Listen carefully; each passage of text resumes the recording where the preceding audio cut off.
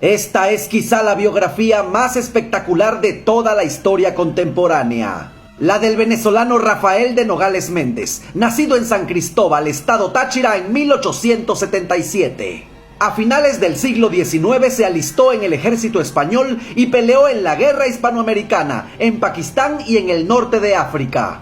Intentó derrocar al venezolano Cipriano Castro con la ayuda del gobierno de Nicaragua, pero fue derrotado en La Guajira y pudo escapar con 2 heridas de bala. De aquellas heridas se recuperó en México, donde Porfirio Díaz le encargó perseguir el contrabando.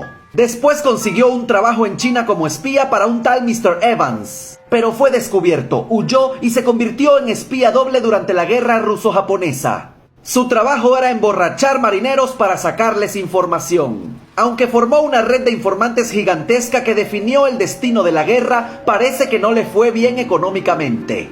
Por eso en 1904 se mudó a Alaska a trabajar como minero y como secretario judicial en un pueblito y se olvidó de su ilustre pasado militar. Con el oro conseguido se mudó a San Francisco, pero allá quedó en la ruina. Así que se convirtió en cazador de osos en Nevada. En California, Ricardo Flores Magón lo convenció de sumarse a la Revolución Mexicana, en la que luchó junto a Pancho Villa.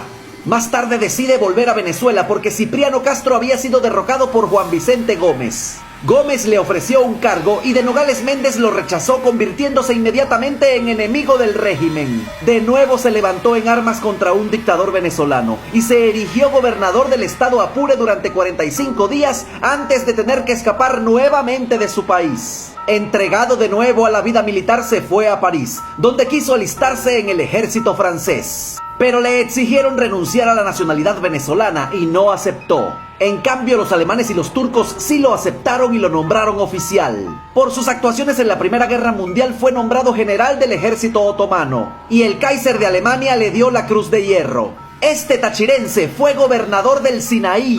Cuando los alemanes perdieron la guerra, de Nogales envió a sus soldados a casa y se quedó esperando a que los británicos lo mataran. Pero recibió todo lo contrario, los ingleses no dejaban de hablar de él y de su asombroso valor.